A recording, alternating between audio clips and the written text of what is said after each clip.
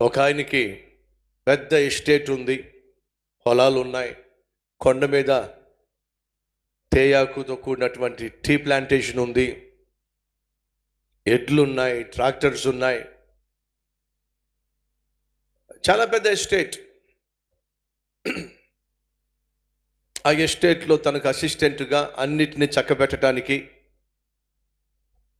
ఒక నమ్మకమైనటువంటి అసిస్టెంట్ కావాలి అని చెప్పి అంతకుముందు ఉన్నవాడు ఇచ్చిన బాధ్యతలను సరిగా వెలగబెట్టలేదు, సరిగా చేయలేదు, తగలేశాడు. కాబట్టి ఇంటర్వ్యూకి చాలామందిని పిలిచాడు. చాలామంది వచ్చారు. నేను ఆ విధంగా చూసుకుంటా, ఈ విధంగా చూసుకుంటా, అసలు మీకు ఇబ్బంది లేకుండా చేస్తా, అది ఇది చాలా నమ్మకంగా చెప్పారు. ఎందుకో ఎవరి మీద కూడా తనకి నమ్మకం కుదరలా. కొంతమంది మాట బాగుంది కానీ మనస్తత్వం బాలా, కొంతమంది యాటిట్యూడ్ బాలా, అంటే ప్రవర్తన విధానం బాలా, కొంతమందికి అనుభవం సరిగా లే.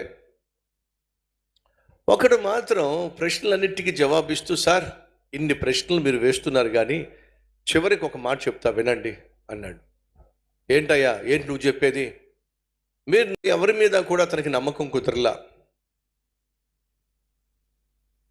కొంతమంది మాట బాగుంది కానీ మనస్తత్వం బాలా, కొంతమంది యాటిట్యూడ్ బాలా, అంటే ప్రవర్తన విధానం బాలా, కొంతమందికి అనుభవం సరిగా లే.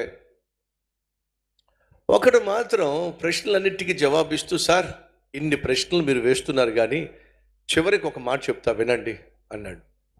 ఏంటయ్యా, ఏంటి నువ్వు చెప్పేది?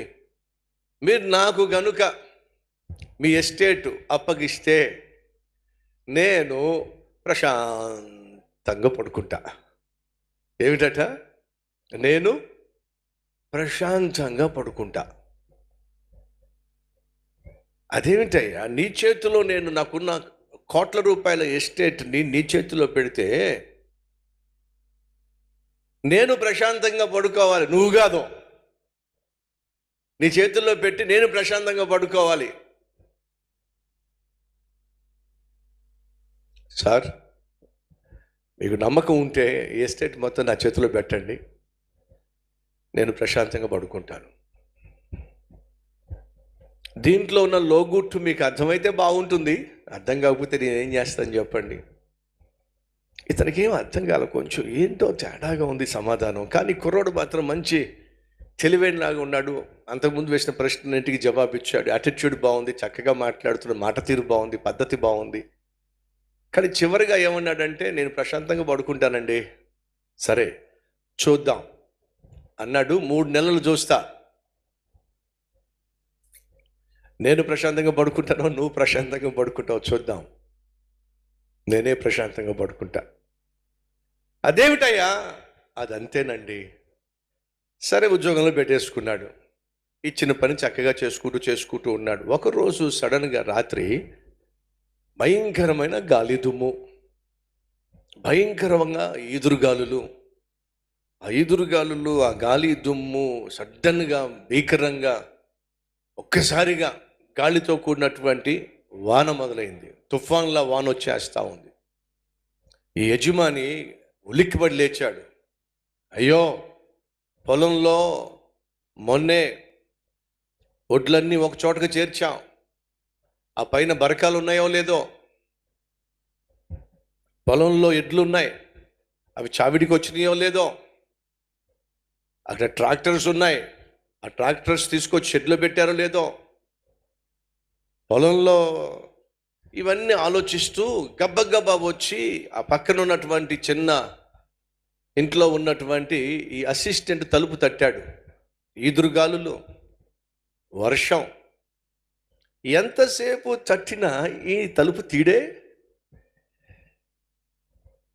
ఓరి దుర్మార్గుడా, వర్షం, తుఫాను, గాలి, వాన, తలుపు తీరా, తీటిల్లా. ఏం చెప్పాడు? ప్రశాంతంగా పడుకుంటాడట, తలుపు తీటిలా. వీడితో నాకెందుకని చెప్పేసి లాంతర్ పట్టుకొని పొలంలోకి వెళ్ళాడు. పొలంలోకి వెళితే అక్కడ ధాన్యం అంతా కూడా ఒక చోటకి చేర్చబడి ఉంది. దానిపైన చక్కగా బరకాలు కప్పి ఉన్నాయి. వర్షం పడిన ధాన్యానికి ఏం కాకుండా. మరి ఎడ్లు, ఈ బర్రెలు ఇవన్నీ ఎక్కడున్నాయి? అవన్నీ చక్కగా తీసుకొచ్చి చావిడిలో కట్టబడి ఉన్నాయి. మరి ట్రాక్టర్లన్నీ ఎక్కడ పెట్టాడు? ఆ ట్రాక్టర్లన్నీ తీసుకొచ్చి వాటి స్థలంలో షెడ్లో పెట్టాడు. బయట ఎక్కడ కూడా తడిచిపోయేవి కానీ, తడిచి పాడైపోయేవి కానీ ఎక్కడా లేవండి. ఏది ఎక్కడ ఉండాలో అక్కడ చక్కగా నీట్గా అమర్చినట్టు పెట్టాడు. ఓరి ఓరి ఓరి ఓరి ఏమన్నాడు వాడు? నేను ప్రశాంతంగా పడుకుంటానండి. పొద్దున్న లేచిన తర్వాత, ఏమయ్యా రాత్రి నేను చెప్పా కదా, నేను వచ్చా కదా, వచ్చి తలుపు తట్టా కదా, ఎంతసేపు తలుపు తట్టినా సరే తలుపు తీవేమిటి? చెప్పా కదా సార్, నేను ప్రశాంతంగా పడుకుంటానని. భలేవాడివయ్యా, రాత్రి ఎంత ఈదురుగాల్లో వచ్చినాయో, ఎంత తుఫాన్ లాంటి వర్షం వచ్చిందో, భయపడిపోయాను, బెంబెలెత్తిపోయాను. కానీ తర్వాత నాకు అర్థమైంది, నీలాంటి సేవకుడు నాలాంటి వాడికి ఉంటే నేను ఏమాత్రము బెదరకుండా, భయపడకుండా ప్రశాంతంగా నేను కూడా పడుకోవచ్చని. సహోదరి సహోదరులు, మనం కష్టపడి పనిచేసి ఇంటికి వచ్చినప్పుడు మనకు ప్రశాంతంగా నిద్ర పట్టాలి అని అంటే మన చేతికి ఇవ్వబడిన పని శక్తి వంచన లేకుండా చేసినప్పుడే మనం ప్రశాంతంగా పడుకోగలుగుతాం. ఆ మాటకు వస్తే కొంతమంది సోమరోళ్ళు ఏ పని చేయకుండా గురకబెట్టి పడుకుంటారు. వాళ్ళ సంగతి నేను మాట్లాడట్లా. నీ చేతికి ఇవ్వబడిన పని శక్తి వంచన లేకుండా నువ్వు చేసినప్పుడు నీ మీద, నీ పై అధికారికి నమ్మకం కలుగుతుంది.